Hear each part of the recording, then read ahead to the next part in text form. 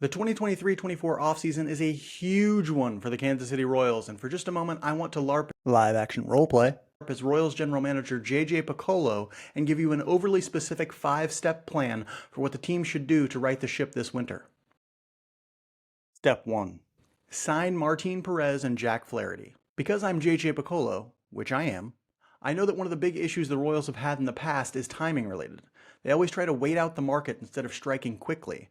I'm not waiting around. I'm putting money in front of Martin Perez and Jack Flaherty and bringing them to KC. Perez is an excellent buy low option for the Royals as he struggled a bit in 2023. After a stellar 2022, Perez put up a 4.45 ERA in 141 innings with Texas in 2023. But a move into the spacious Kauffman pitching in front of a top-notch infield defense should help bring his numbers back down. Spot Track predicts it will take about $11 million annually to get him. I'll give him an extra million and an extra year if that's what it takes. Flaherty makes a ton of sense for the Royals for two reasons: his relatively safe floor and his potential for growth.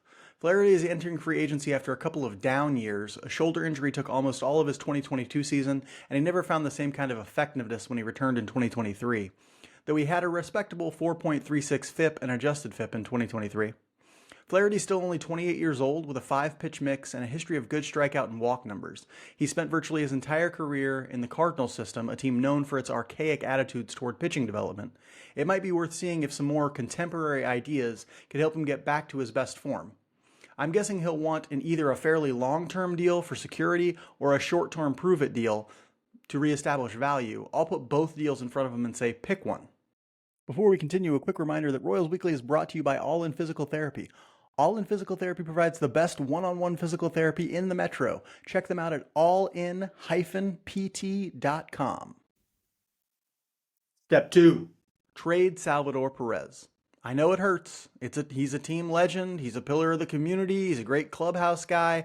But rebuilding teams don't carry 34-year-old, $20 million catchers. His final service to the team can be bringing in prospects who can help shape the future. There were reports that the White Sox were interested at the deadline, so as JJ Picollo, JJ Picollo, I'm calling them up and saying, I'll eat $15 million of that salary each of the next 2 years, but you gotta give me Christian Mena and Gregory Santos. Mena is a 20-year-old right-handed starter who spent most of 2023 in Double-A. His overall numbers look a little weak, but he strikes out a lot of guys, and he has promising stuff. Plus, he's young for that level. Santos is a 24-year-old right-handed reliever who dominated for the White Sox in 2023. He'd make an excellent addition to the back end of the Royals bullpen, but the main idea behind acquiring Santos is his value as a trade chip at the deadline. The White Sox farm system isn't stacked with pitchers JJ Picollo like, so I'll take a valuable trade chip instead so I can choose from a wider pool of starting pitchers in June or July. Step 3. Trade Edward Olivares. The Royals have too many bat-first outfielders with Olivares, MJ Melendez, and Nelson Velasquez, and Olivares has always seemed like the odd man out. His defense is horrible, but he can hit, and hitting is more valuable than defense, so there will be teams that want him. Specifically, the San Francisco Giants. Reports are already out that the Giants are willing to trade young pitching for outfield bats. Because I'm JJ Picollo, I'm going to call them up, let them know that I'm interested in Keaton Winn, and I'm willing to trade Edward Olivares and a sweetener to get him. But if they ultimately don't want to give up Winn, which I don't think they will, I'll settle for Landon Roop and Eric Miller instead. Winn would be great because he's a 25-year-old right-handed pitcher who has already thrown 42 1/3 innings at the major league level. He's got a 4-pitch mix, including a split finger. He throws a lot, and I love a split finger. The Giants won't want to give him up, so if I, JJ Picollo, have to add something to sweeten the deal, I will. But getting Winn would be a boon for the club.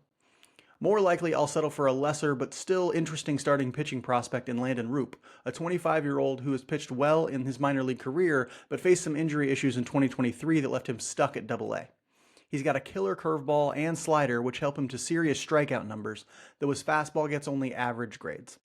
Miller is a 25-year-old left-handed reliever who put up serious strikeout numbers and seriously troubling walk numbers in Triple-A last season. He has a 3-pitch mix of fastball, slider, and changeup that all grade out as plus according to MLB Pipeline, but command is ultimately going to determine his success or failure. Wait! Just real quick, I want to let you know that Royals Weekly is sponsored by Knapp Family Wealth. For excellent wealth management, check out Knapp Family Wealth at knappfamilywealth.com. That's KNAPP, familywealth.com. Step 4. Sign a bunch of reclamation relievers. The Royals need relief help in the worst way. and the fastest way to turn around a bullpen is to fix broken relievers. The Royals did it with Aroldis Chapman. They've done it in the past with guys like Ryan Madson and Mike Minor. There will be plenty of relievers looking to regain value this offseason, and I'm looking to gobble up as many as I can get my hands on. Step 5.